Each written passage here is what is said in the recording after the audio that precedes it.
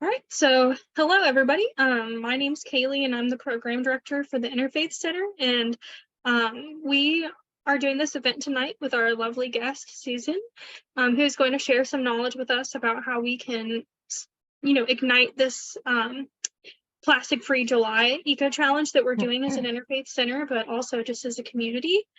So Susan, if you want to go ahead and introduce yourself. Okay, as Kaylee said, I'm Susan Vowed. I live in Covington, Kentucky. I've been involved with the environmental movement for several decades, but specifically focusing or emphasizing single-use plastics for the last 5 years or so in terms of my emphasis. And what I'd like to do is start out by sharing my screen with you. Let's see, I guess I have permission to do this here. And let's see, share sound. Okay, can you see my screen? It says Yes. Being eco-conscious in our daily lives. Yes, we can see it. Okay, I'm going to try to move it over a little because I've got all of the oh, well, maybe I can move the people's, aha, okay. Now I can see it too without being blocked by people's faces. So since this is Plastic-Free July month, I'm going to start emphasizing plastic stuff and how to reduce plastics, especially single-use plastics. But then I'm going to spend, some time expanding that to the more general lifestyle changes to be sustainable humans on this earth. And so, as you can see, under the title, I have Avoid SUPs, and I deal with single-use plastic so much that I've just abbreviated it as SUPs. And of course, there's some legitimate reasons to use plastic, and especially that is in the medical field, I've found, although even research that I've done on hospitals, I see that they are trying to reduce plastics, like for doctors' gowns that they wear. Instead of plastic, they would use another material that's not made of plastic, and for other things that, so the medical field is also trying to reduce plastics. But here I have the 10 significant things that I've found are top of my list on how to reduce single-use plastics. And let's see. So the first one, of course, is take reusable bags to stores. And when I first started doing this, I found I'd get to the store and I'd say, I forgot, I left it at home. So I now have several cloth bags that I just keep in the car, that they're always there for wherever I go. And if I'm in the car going into the store, the bag is handy. So that's one of the, because plastic bags in grocery stores, even though you can recycle them by taking them back to the many stores, Kroger's and a number of the grocery stores have recycling centers, drop-off places for the plastic bags, but it's better not to even have to use that. So take reusable bags, store them in the cars. Now, grocery shopping is probably the hardest area that I've faced in trying to reduce single-use plastics. And I am blessed to have my husband who does most of the grocery shopping, and he tries to avoid them too. But there's a lot of things that you can't, it's pretty hard, no matter how vigilant one is, to avoid completely single-use plastics or any plastic container in packaging in grocery stores. So some examples of, maybe about 8 or 10 years ago when I first started trying to reduce plastics, and two things that I found I could do that are just examples of this is I noticed, oh, we eat yogurt pretty often. That comes only in plastic containers. So I went historically back many decades to when our kids were young, and I made my own yogurt. I thought, oh, I've still got that yogurt maker. Why don't I just use that? Because you put glass little jars in it. And so I retrieved my yogurt maker. And now a lot of yogurt you can get without a plastic container, but I feel rather virtuous that I discovered this even before they made that change. And sprouts is the other example. We grow lettuce in our garden, but one thing I liked was alfalfa sprouts in my salad or on my sandwich.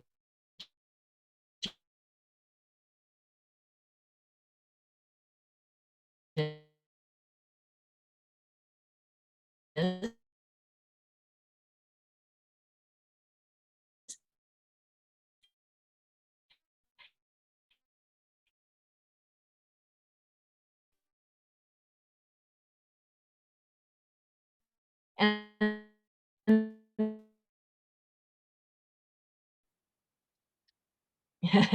I would say challenge whatever you do buy and see, well, is there an alternative? And sometimes there will be, oftentimes there might not be. Don't beat yourself up. Do the best you can. So some other ways to avoid plastics in the grocery is to grow your own vegetables. Now that only works, of course, in growing season. if you have space for a little garden, although you can grow some things on windowsills and inside. Going to farmers markets, again, could be an alternative to plastic wrapped in grocery shopping, and to buy in bulk stores. And there's several of those around the greater Cincinnati area. I know that some of you live in the greater, Cincinnati area and probably can get downtown Cincinnati to some of those buy in bulk stores, but some of you live pretty far away. You may have some in your own areas. You just Google it and to try to see what kind of things you can buy in bulk and put in your own container that ideally is not plastic, but it could be because it's not going to be single use. You're going to keep filling it up over and over again, ideally. So number 3 is use reusable containers. And I think Steve already mentioned water bottles as one of his nemesis. And I would say, yes, of course, use reusable containers like lunch boxes and water bottles. And I've got, well, I keep a water bottle in the car. This is not it because I have it in the car all the time, filled with some water. But just a prop to remind us of that. And I also have something, let's see, this would come, lunch boxes. Well, this is not a plastic, even though it looks like plastic, silicone container that folds. Well, I will explain more about it later, but this could be a lunch box, or you could have other, or a paper bag, or a cloth bag to carry your lunch if you take your lunch to work. So carryouts, number 4. This is one of my favorite props.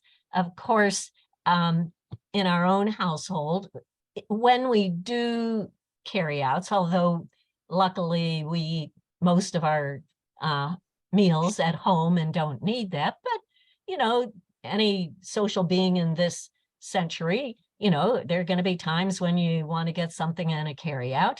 And I've always make a point to say, if I'm ordering it, we don't need the plastic cutlery and we don't need napkins if we're taking our stuff home, because we've got silverware at home and we've got napkins at home. We use cloth napkins so that we're not using more paper. So in ordering, that's a handy thing to remember.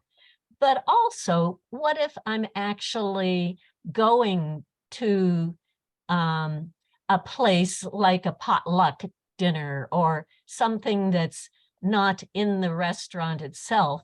And what do? I need something to eat my food with. And so my next prop is my little purse. And you can see it's really just a little bigger than my hand. And this I call my magic purse, because in it, I not only have my ID, my driver's license, my credit cards, all my phone that slips in the back, but a lot of other things that are helpful in eating. And I'm actually quite proud of it. And I will show you, many of you may recognize this spork, which is a spoon, a fork, and a knife all in one. It fits in the little magic purse. Let's see. Oh, a straw. They're plastic straws. And I decided rather than get the ones in the restaurant, I just have one that here it's, get it to come out. I've just wrapped it in this plastic, I guess it's probably plastic container. So I always have with me, it's small and it fits right in my purse. And then let's see, a cup. Well, when you're in a restaurant or at a place, to avoid the plastic water bottle, maybe they have a water fountain, maybe they have another way to get water dispenser. Well, this is one of my favorite things. Because it collapses, it is a cup. And I'll take off the lid, open it up. And so I really enjoy things that can get small. And so I don't remember exactly where I got this, probably at one of the buy in bulk stores or online, but it's nice that it collapses and fits right in my purse. Let's see. And the doggy box, when if you're at a restaurant and then at the end you haven't finished your full meal, and so they say, oh, here's a styrofoam container, we'll give you your leftovers in, or a plastic container.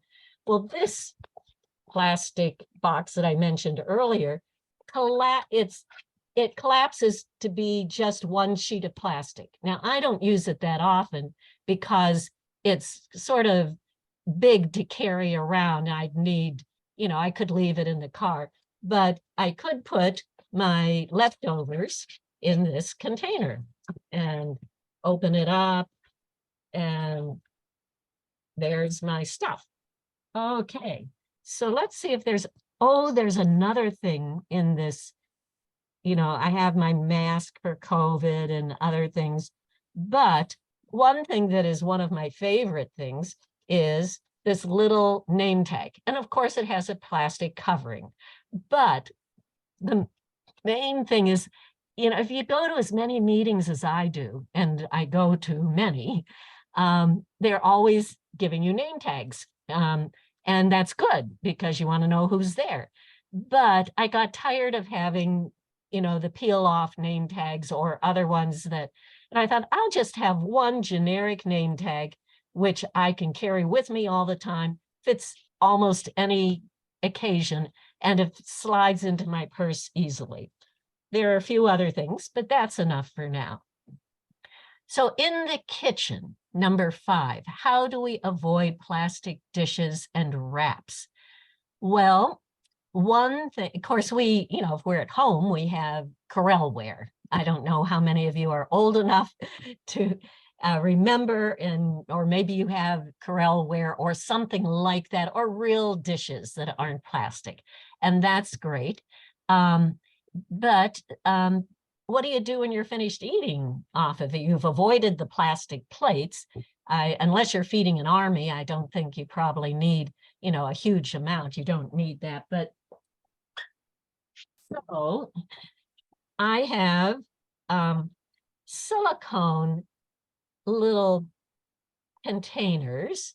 This is the smallest of the ones that, again, are collapsible, and the lid goes, and this is the smallest, so there's bigger ones too. So these can be used to store food, and they're not made of plastic. They're microwavable. They're dishwashable in, regular dishwasher. And I'm going on several of these items. I don't sell any of these things, but I'm going to have, since this is being recorded, a sheet at the end that will show you where you can buy some of these things. A lot of them, some of them you can get on Amazon. Some of them you can get at a bulk food store. But what do you cover them with? What if you don't have a container and you have a bowl and you don't want to put plastic wrap on it? Well, this is a non-plastic fiber kind of wrap, and it comes in different sizes. And so there it is. I see. Did I lose my screen sharing there? We still see it.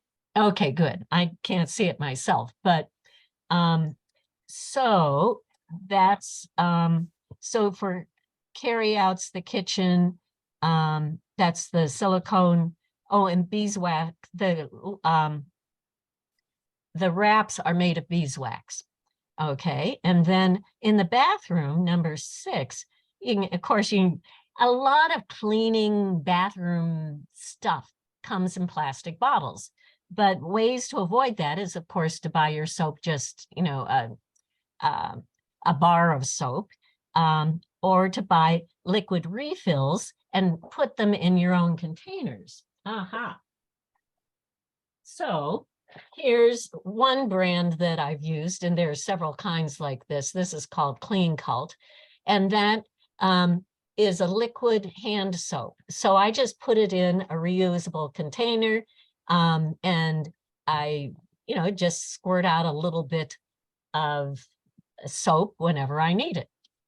Let's see. And then we have washing. How about the plastic bottles when you're doing dishwashing or laundry? Well, again, different, the same company and others that make Clean Cult also make tablets for your dishwasher that aren't made out of plastic, don't come in a plastic container. They make the thing, though, that I like the most. Here's one of my favorite plastic avoiding tips, and there's several brands of these, but Brizio is one that I'm currently using, and it is like this one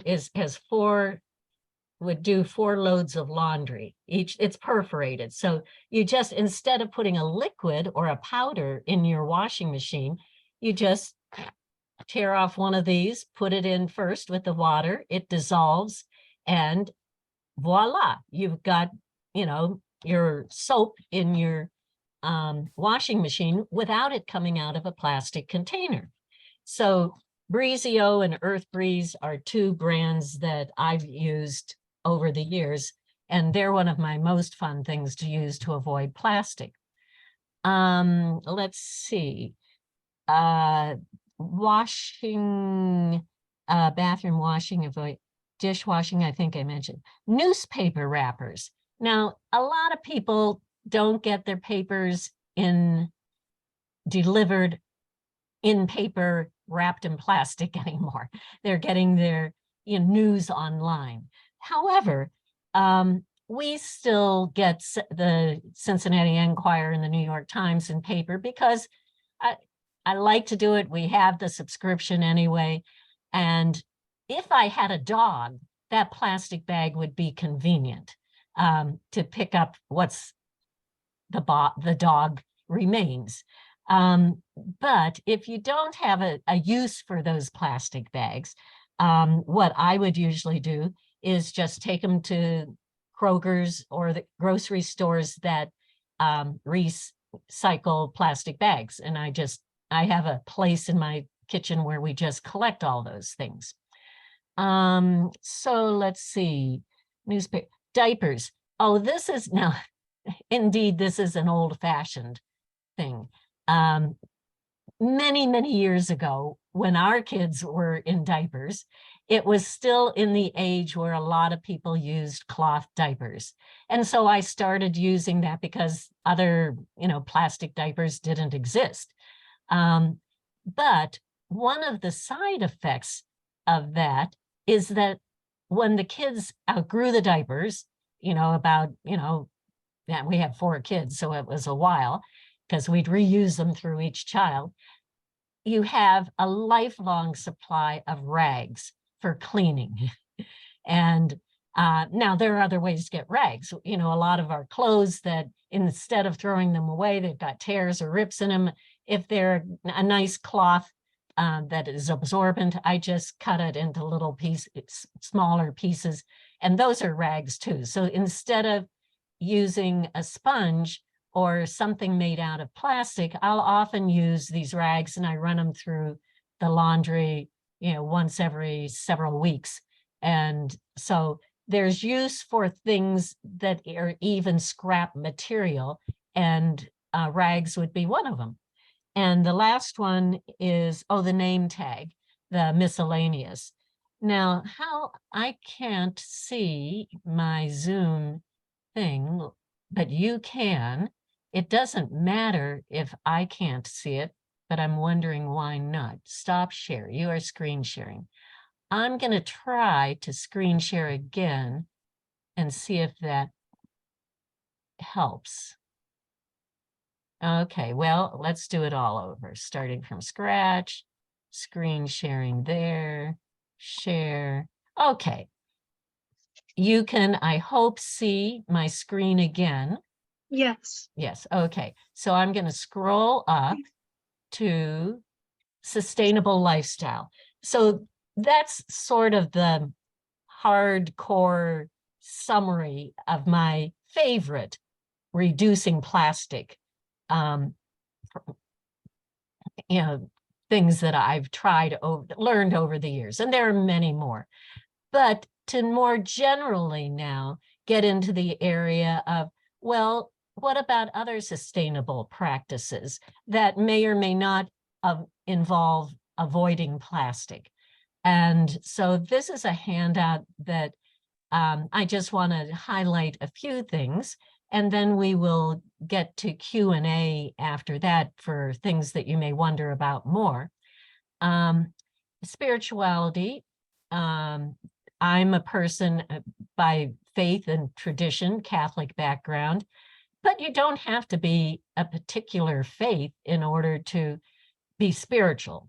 And so I think in my daily prayer, what I try to do is think of what am I thankful for in nature, in creation, in people? What am I struggling with? And then I pray and ask God to, what should I do now that I care about these things, that they're part of my environment, and try to translate that prayer into some action. So there's a spirituality to it, regardless of whether you belong to a particular faith tradition or go to a church or a temple or, some other form of spirituality. But the cleaning part, I've highlighted in yellow here some of my favorite things is that the 4th bullet is cloth napkins, that we, like many people, used to do what most people do, is they'd use paper napkins. That's how I grew up. But we found when the kids were young that using cloth napkins, where because I do simple sewing and I have a sewing machine, I just took lots of pieces of cloth and different colors for each child. We color coded it so a child could keep their cloth napkin for a week before I washed it, or if it got dirty quicker than that, I had several. So the cloth napkins was one way of reducing paper stuff in my life. And then in clothing, in the area of clothing, of course, there's the philosophy of only buy what you need. And and donate the extras. Don't be a slave to faction.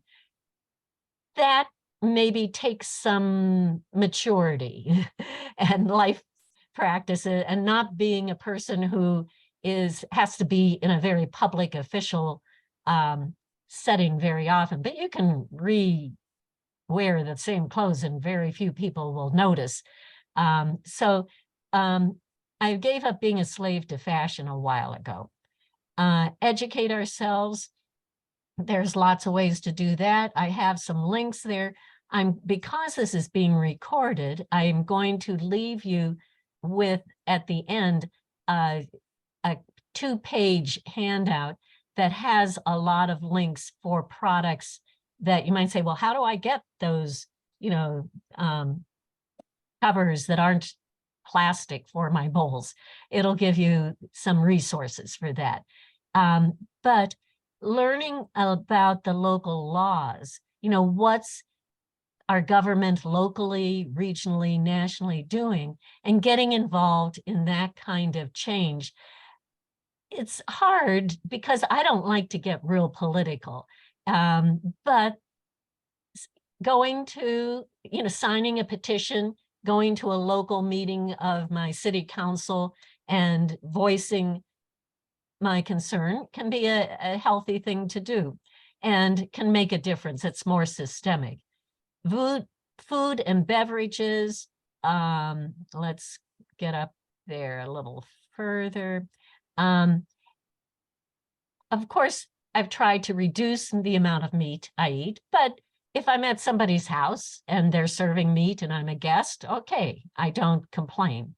But we try to eat as little meat as we can and grow our own vegetables, buy from farmers markets, etc. And then shelter. Of course, there's maybe many of you have already done an energy audit of your home or the place you live, but there's a link there for how to do it and how to reduce your carbon footprint. Several years ago, we put solar panels on our roof. That's reduced our electricity use a lot, but it's a big investment and you have to decide that, yep, that's what we're going to do. Nature and recreation, of course, spend time in nature because it's fun and it's renewing and it's refreshing. And it reminds us of what is important, that the reason we're trying to reduce plastics is that our planet and our lifestyle can continue, that our lives can continue. And then transportation, the obvious things are to reduce the amount you rely on a car. If you have a car, which most of us probably do, is it a fuel efficient car? Our own car, eventually we bought a hybrid Prius.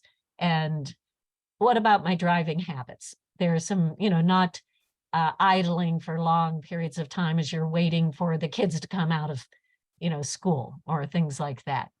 So those are, and then let me scroll up here a little more, 2 more. Reduce, reuse, recycle. Yes, of course, that's the mantra. And you want to do that, but we have to do it in that order. And in fact, there's an R even before reduce, and that's refuse. Instead of actually buying something, refuse to buy something if, and that may be made out of plastic or just isn't sustainable. And then after that, okay, reduce the use. And then after that, okay, then if necessary, reuse it. And if you have to recycle, but I think as Steve was mentioning earlier, recycle is good, but it's the lowest level of participation because a lot of things we think are recyclable and we put maybe in Rumpke's recycling or recycle at a store. A lot of it is greenwashing and a lot of it doesn't actually get recycled. It's better to do it than not. I consider when I walk through our neighborhood or take a bike ride through our neighborhood, I pick up plastic bottles or cans. I don't do paper, that's too much trouble, and it's too messy, but systemic political. Thank you. They said recording in progress. I don't understand the messages, but I'm going on. Sorry, it keeps going on and off. I don't know why. Okay, no problem. There are bigger problems our planet has to face than whether the recording is always on. So systemic change, political change is, that's where you go beyond the individual work to, changing a law, changing a system that makes a really big difference. Now, what I have next here, I'm just going to refer you to, because with the recording, you hopefully could copy this. These are different resources, one of which, the top one, Eco Tips, I do. They're weekly, short, free things that if you want to subscribe to them, the link is there. If you want to read the past ones, there's about 70 some that I've collected so far. They're at that second link. And if you're part of an organization that has a newsletter or a church that has a bulletin, you can put these in your bulletins ahead of time. I send them out to a lot of religious organizations and civic organizations on a monthly basis, so they have enough lead time to get them in their bulletins on a timely basis.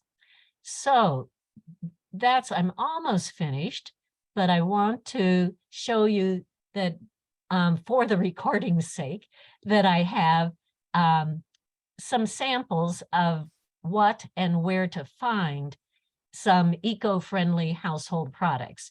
And so this is just part of my first page, and then I'll scroll down. And if you want to email this to me, I'll send out an email with the link to the recording from this, as well as I can share this with everybody too. That would be good and a lot more convenient than somebody trying to get it online. But just to show you that there's quite a selection of products that I don't sell, but I've used, and I have little green stars over after connected with ones that I really like a lot, and little red comments on ones that I think were not so good. And here's the second page of them. And the bottom is eco-friendly home practices that you've probably already, a lot of you probably already know a lot of this, and it's affirmation. And that's good, because sometimes we feel like, oh, darn, I'm really not doing anything. Well, give yourself some credit for doing a lot of these things anyway. And if you aren't doing them, the Eco Tips will give you an easy or a challenging way to do some of them. So these are other things that you could do even beyond plastics. So with that, I'm doing an awful lot of talking, and I'd really like to hear from you all what your questions are, or things that you've tried that you have found to be good. I think I will stop sharing because you're going to be sent these things anyway. And I ask you all, what things are you left with questions about? What suggestions might you have for others that you found worked? I have a question. So, one of the common things I hear with people who are trying to reduce and become more environmentally conscious is, I would do that, but it costs more. So people saying it costs more to do maybe the plastic-free containers, or to make your own yogurt, things like that. When people bring that up, how do you usually answer those questions? Well, you're right. Some of it does cost more. On the yogurt, now, since I already have the yogurt maker, all I need is whole milk to do that. And what do I put in it? I forget some yogurt from the last batch. And so that doesn't really cost more, but a lot of these things do. I make judgment calls, and sometimes I will say to myself, okay, this product costs more, but I'm buying it in big quantities of it, so it doesn't. And then I sign up online to get repeats. So it's the individual use isn't quite as much. But then I also tell myself, I'm learning, I'm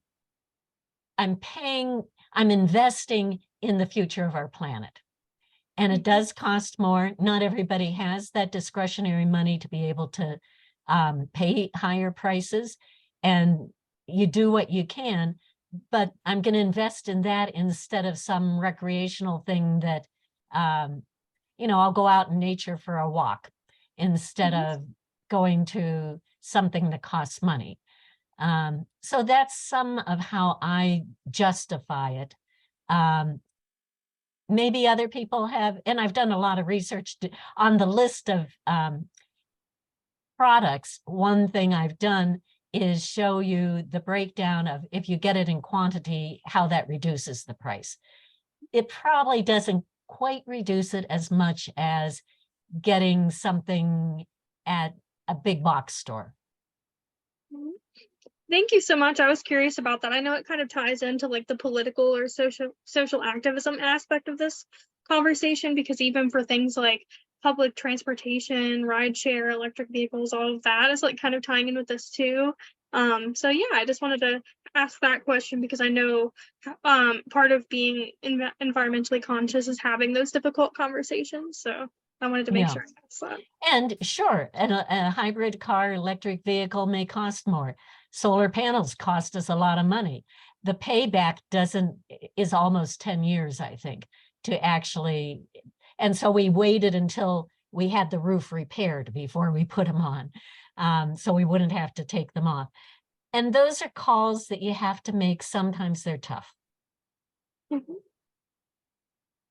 I see 2 hands up. And do you want to call on people, Kaylee? Yeah, I'll let Dr. Matuka, you can go first. I saw your hand go up first, and then we'll do Shirley.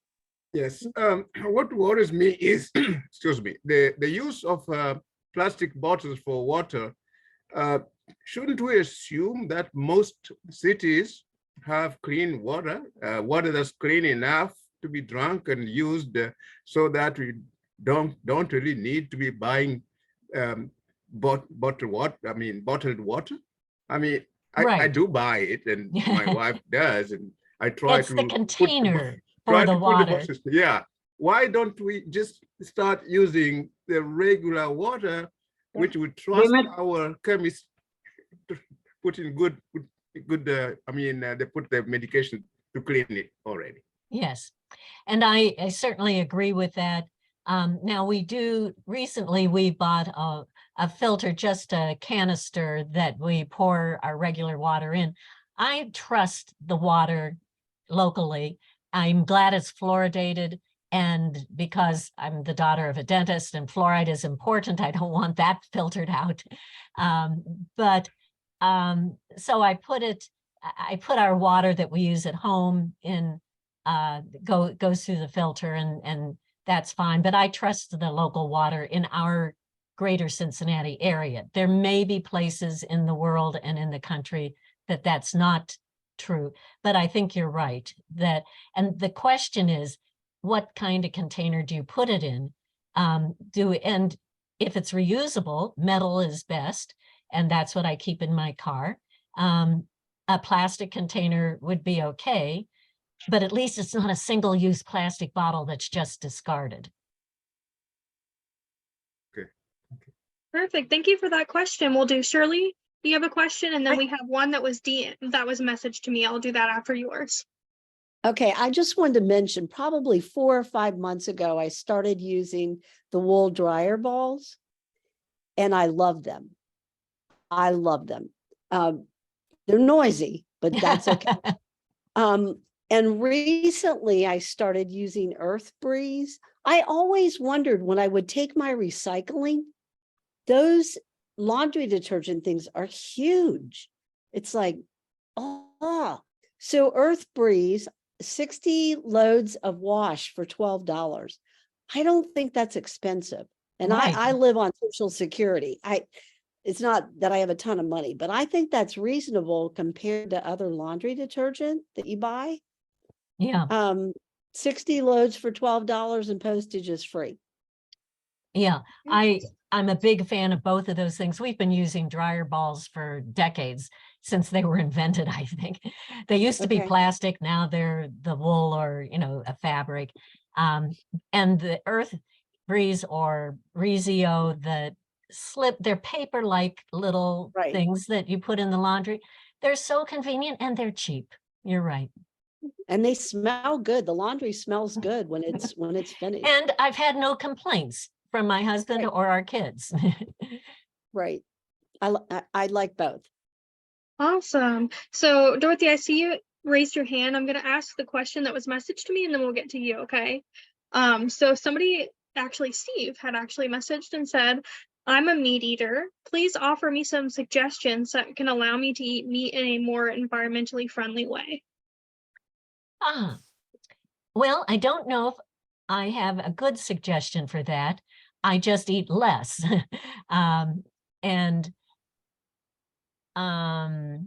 my husband we have a lot of substitutes for meat, but we do occasionally eat meat because we're having spaghetti and, hamburger was, we grew up with that. Does anybody else have ideas on the meat eating part? Because we haven't gone to complete vegetarianism or vegan, but we do try to really limit the amount of meat. I mean, I think for me, it's just being open to trying like vegetarian or vegan alternatives, because I've been surprised at how many of them actually taste like meat, to be honest. Like, that's something where I try my best to have more of a balance, but that's just me personally. I don't like beef or pork anyway.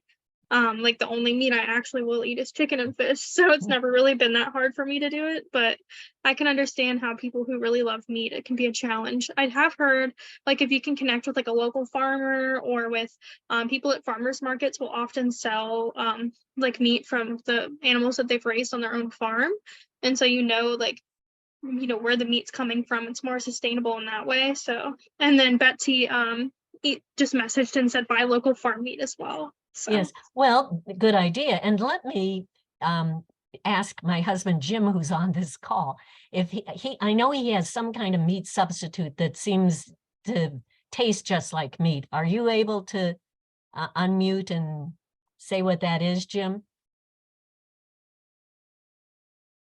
Maybe not. Maybe he went doing something else because he knows all of this stuff. But there are meat substitutes that are that taste to my palate just like meat, but are made of something else. I know Beyond Meat is like one of like the ones that I've tried that really does taste like a burger when you do it. So yeah, they're hamburgers that aren't made of ham or burgers. All right, Dorothy, what is your question? Oh, it will be a comment, but to just piggyback on that, also be sure that you get cage-free chickens. You don't want any animals that are caged in, and this will be especially true of pigs who are in these big factories, and you have to look at the production source, but remember the chickens also, and the turkeys on Thanksgiving. But my question, it's not really a question, but you said before, Susan, that you like metal. And I have my metal straw that I always take with me. And it's like 2 for $7.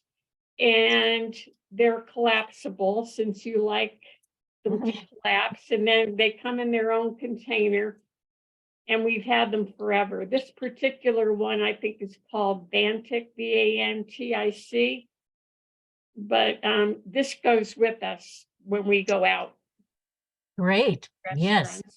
And speaking of straws, someone just last Sunday at church gave me this straw, and it's because I've got a reputation for, not using straws, not using plastic. And they said, Susan, you're going to like this. It's called BioLow, and it's a non-plastic, ocean safe, never soggy, plastic-free straw. And I don't know where you get them, but it's spelled BIOLO. And so it's I haven't taken it out of its package yet because I want to remember where you find them. So BioLow is another option for a straw. Although since I've got one in my purse and I usually just drink out of whatever in my own collapsible cup, or if I'm at a place, at a restaurant, if it looks sanitary, I just drink out of the cup. And now I have a true confessions, and I have an addiction to lattes. And I completely love Starbucks, but the problem, I got my biodegradable cup, my cup that but you have to go inside, have it filled up.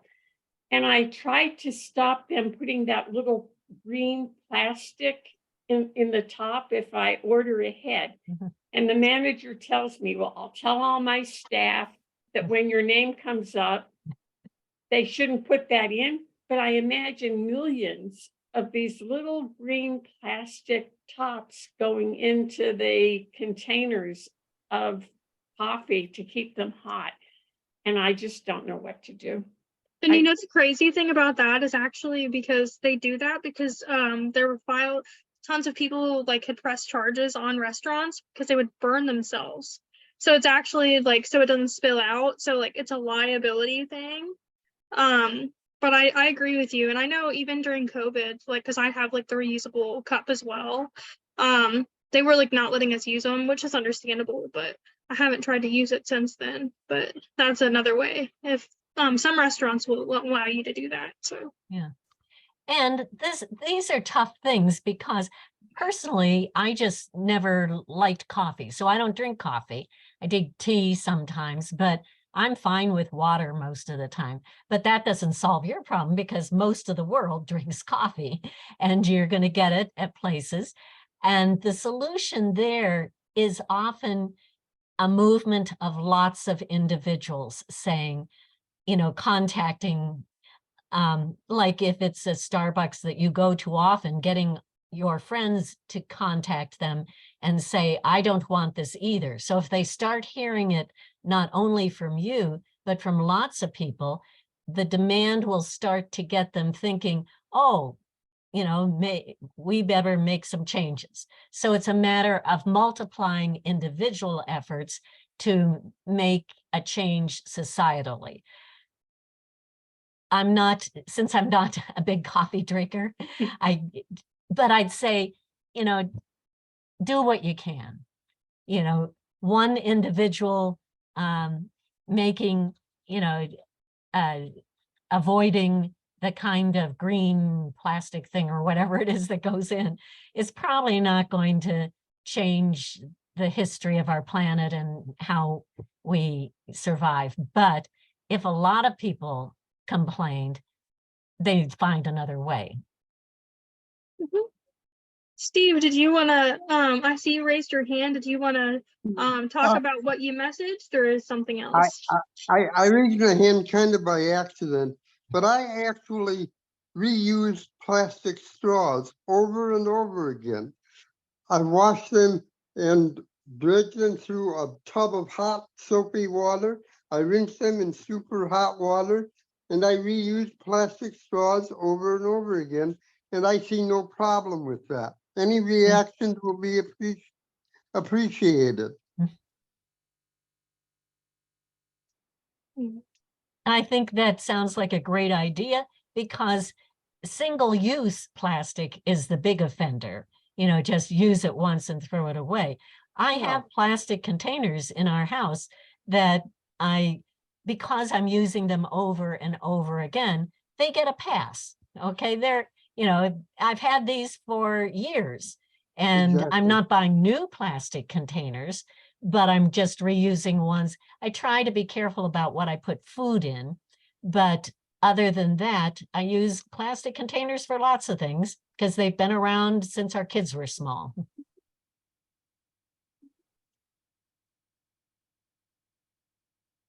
I have a question that's kind of random, but also related. Is it hard to make your own yogurt? Oh, no. Actually, I use 5 cups of milk It works best if it's whole milk, not just 2% or skim. And I used a tablespoon of yogurt from my last batch. I've got a recipe for it. I can send it to you. You do need to have a yogurt maker that keeps it at the correct temperature for 8 hours. So, well, 6 to 8 hours. So it's a matter of planning ahead. It takes planning, but it doesn't take much time. Awesome. I was curious. Dorothy, I see you raised your hand. I have it raised again because I wanted to ask Steve about the safety of the water. Has he heard anything about the microplastics that are in water? And I think my husband told me just today, and I have not read the article, but the New York Times might have had an article where they did research and found 40% of the water supply actually has these particles in it, and they are really not helpful. So if you're going to, instead of using a plastic straw, which can choke the animals if they're found, you know, it's another reason for going metal instead of plastic. I really am wondering now if anybody has heard that or read anything about microplastics being a problem. I've read about it because it's animals are consuming different things that like they didn't before, and so like water supplies, soil supplies, and then those in turn, like if it's in soil, it'll go into the crops, different things like that. So there is like an effect in terms of us consuming higher concentrations of chemicals or plastics than we did before. And then even one thing that people don't really think about is like road salt, like when the winter comes and like the roads are bad, that actually like the rain will come down and it'll damage trees because it'll flow away from the roads, and that a lot of trees will actually be destroyed by salt, which I found out this year. We have I go to Wright State University, and our Indigenous Student Association has been doing a lot of research with the ecology students at our school. And the ecology students for like 10 years now have been taking samples from the water and the trees and the soil on campus. And every year it kind of like gradually gets higher. So they've been petitioning our school to look for an alternative to using road salt. So I'm curious to see how that works out, but that's just another example of things that are getting into our water and into our soil. So I personally filter my water, but I also like will add like, you know, salt or minerals into it to like make sure you still get the nutrients that are naturally in water, because people who have water bottles that actually doesn't have nutrients in it, like you don't get as hydrated as if you like have minerals in it. So thank you. Awesome. Well, does anybody have any last minute questions for Susan? Kind of like last call. Awesome. Yeah, well, I will send you copies of the, articles that I've referred to so that people can actually see the live links and click on them and use some of the resources. And I am grateful that you provide this opportunity for me to reach out to more people. And I think you're doing a good job at that. Thank you. Yeah, I'm really glad. One of our board members at the center has referred me to Susan. So I'm sure this is not going to be the last event we do together, because Emma, her computer is having some issues, but one of our interns, she is very focused on the environment and sustainability. And so I know that she's going to be coming back to campus soon, and we'll have her diving into doing even more events on that. So we'll be in touch, and I appreciate all of you being here tonight, and also Susan for making the time to be here to share your knowledge with all of us, especially because we, kind of planned this last minute, because Becca was like, hey, it's Plastic Free July, we should do something. So it really worked out. But and you are welcome to email me. My email address is on the slides that you saw, or on the paper, that the email that Kaylee is going to send out. And if you have other information that I should know or questions, I am happy to respond to them. Absolutely, and I will be sending that out next week. It's gonna probably take a couple of days for me to get that information plus upload the YouTube video. So, because I'm probably gonna have to edit it since the recording was being wonky. So awesome. Well, I appreciate everybody being here tonight, and thank you again, Susan. And I hope you all have a wonderful day. Until next Thank time. you. Thank you for organizing. Mhm. Of course. you. Mhm.